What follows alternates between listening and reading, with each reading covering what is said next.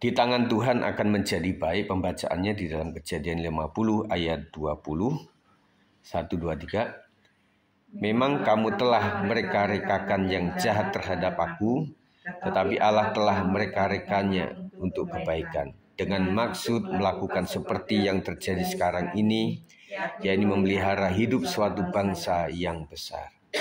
Ini adalah kisah tentang Yusuf. Bagaimana Yusuf yang menjadi anak yang menjadi perhatian dari seorang ayah namanya Yakub itu. Dan kita sedikit tahu ya bagaimana ceritanya tentang kisah ini sejak zaman Abraham, Ishak, Yakub sampai kepada Yakub memiliki anak-anak ini, yang salah satunya adalah Yusuf sendiri.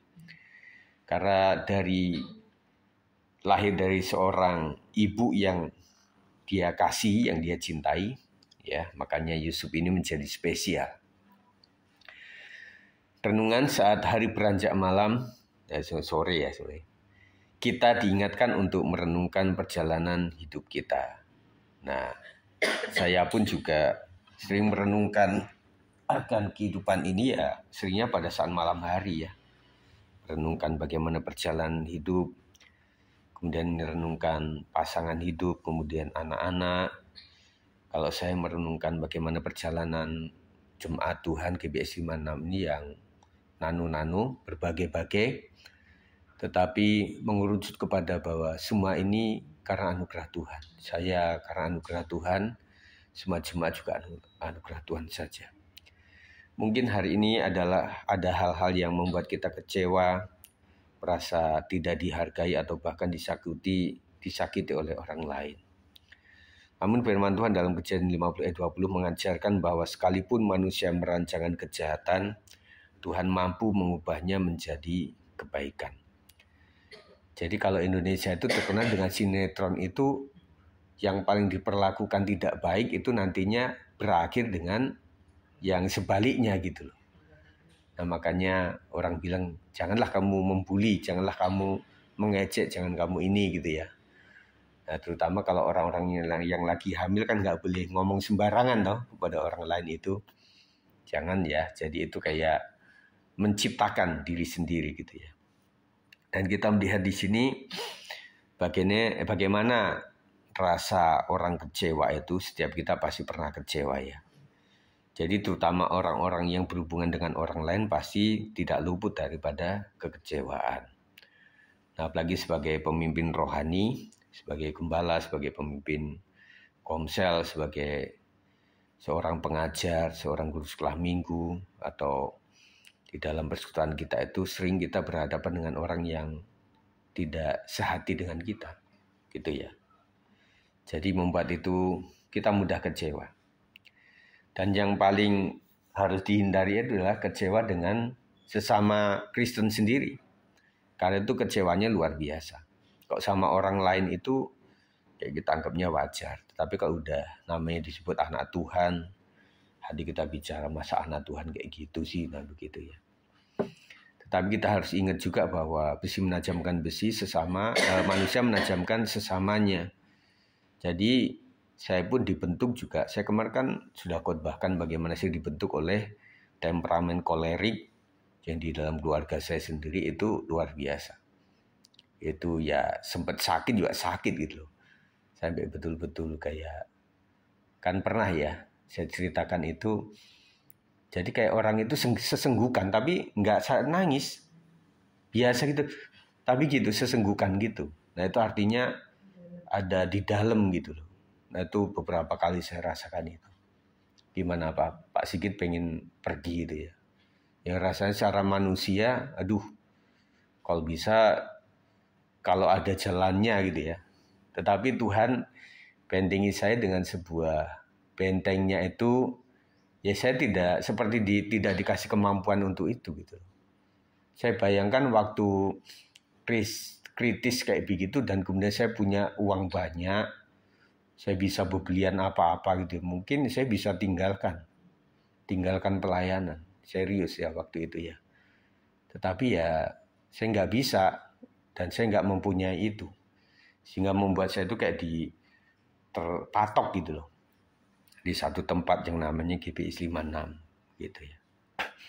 Kemudian merasa tidak dihargai, nah itulah yang namanya kemarin saya sebut sebagai dulos itu. Nah, para pejabat GBI itu memang masuk kepada area meskipun tidak lama, itu di sesi dulos itu 2-3 hari kalau nggak salah. Benar-benar kita itu diinjek, kita disuruh sama ada temen yang bilang, Pak Sigit ingat nggak waktu dulos? Oh iya, ini orang sepuh gitu ya. Saya paling mangkel tuh apa? Dia pernah di Depok ini.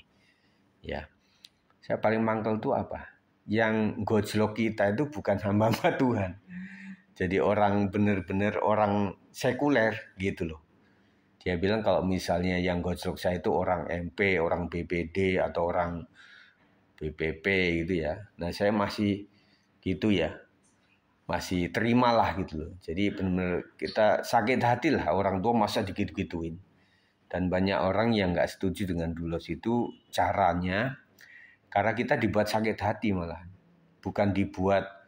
Nah kalau kita bilang orang yang sudah puluhan tahun dalam pelayanan, loh kita di pelayanan itu sudah digitu-gitukan gitu loh. Nah kecuali baru anak baru gede terus kemudian dikasih suguhan seperti mungkin masih bisa lah.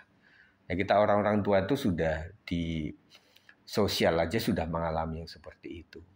Nah jadi dipersiapkan supaya kita siap untuk tidak dihargai, tetapi tetap melayani pekerjaan Tuhan. Disakiti oleh orang lain, mirip ya, tidak dihargai menjadikan hati kita sakit, itu kita sering alami. Tetapi dalam firman ini diajarkan bahwa sekalipun manusia merancangkan kejahatan, Tuhan mampu mengubahnya menjadi kebaikan.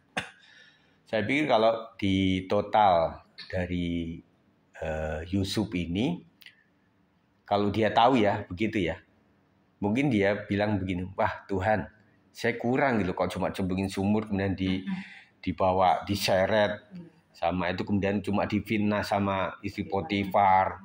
Wah itu masih kurang kalau saya ada di dudukan seperti ini ya. Begitu ya kira-kira. Tapi kan nggak disebutkan di Alkitab, itu karangan saya aja.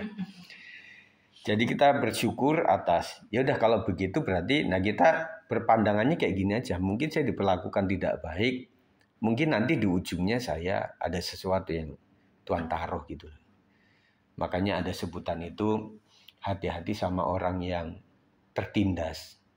Karena yang remuk hatinya itu ya Tuhan mendengar doanya itu. Bahkan kepercayaan lain juga meyakini itu gitu. Jadi kita mesti hati-hati kepada orang yang memang tertindas, yang hidupnya itu benar-benar dekat sama Tuhan, memelas kepada Tuhan itu. Ya kita nggak boleh sewenang-wenang begitu ya. Pelajaran, Yusuf mengalami penderitaan yang panjang, dijual sebagai budak, dipenjara tanpa kesalahan, dan ditinggalkan oleh orang-orang yang seharusnya mengasihinya. Tetapi dalam semuanya itu Tuhan tidak pernah meninggalkannya. Puji Tuhan. Justru melalui penderitaan itulah Tuhan mempersiapkan Yusuf untuk menjadi alatnya dalam menyelamatkan banyak orang. Demikian juga dalam hidup kita, mungkin ada situasi yang sulit kita pahami saat ini, tetapi percayalah Tuhan bekerja di balik semua itu untuk mendatangkan kebaikan. Ayatnya di mana? Yeremia 29. Ya. Jadi bukan rancangan kecelakaan tetapi damai sejahtera. Kita hanya perlu berserah dan tetap setia dalam iman. Nah, orang yang bisa berserah dan tetap setia itu memang bukan kekuatan dia sendiri. Pada setiap kita itu ya pengennya ya kalau bisa sih nggak setia gitu. Tetapi kadang-kadang Tuhan paksa kita untuk bisa tetap setia dengan cara duitnya sedikit, kadang ada, kadang enggak. Kadang juga rumah baik-baik aja, kadang bocor gitu ya. Kadang kloset itu baik-baik aja, tiba-tiba bocor, yang gitu-gitu loh. Jadi membuat kita itu kayak sedikit dipaksa gitu loh untuk tetap dalam Tuhan gitu ya. Itu luar biasa. Jadi doa kita adalah isinya permohonan dan peneguhan. Kita bilang, Tuhan di penghujung hari ini kami datang kepadamu dengan hati yang percaya. Jika ada kekecewaan atau luka di hati kami serahkan semuanya kepadamu. Tolong kami untuk melihat rencana-Mu yang lebih besar dan tetap beriman bahwa Engkau selalu bekerja untuk kebaikan kami. Dan kita tutup dalam nama Yesus gitu ya. Nah, sebelum kita akan kasih kolektor, kita akan doa untuk renungan hari ini.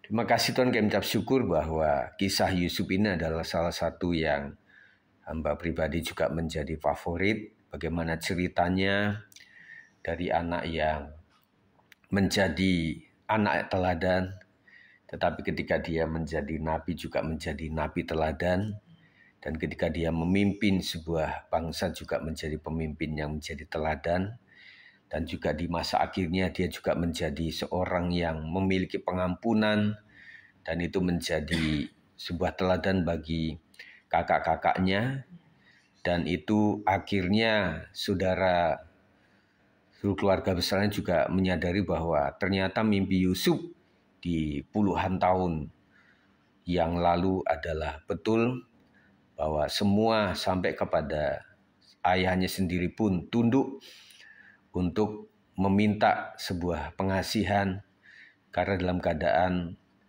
kelaparan, dalam keadaan yang begitu membutuhkan bahan pangan, dan itu luar biasa. Menjadikan Yusuf adalah menjadi pribadi karena dia setia, karena dia menjadi teladan ketika menjadi anak yang dikasihi. Dia juga tetap menjadi teladan ketika menjadi seorang pembantu di rumah Potifar. Dia juga menjadi teladan ketika menjadi seorang nabi. Dia juga teladan ketika memimpin, bahkan dia bisa menjadi seorang pemimpin di negara lain. Itu adalah anugerah Tuhan, oleh karena kesetiaannya Tuhan.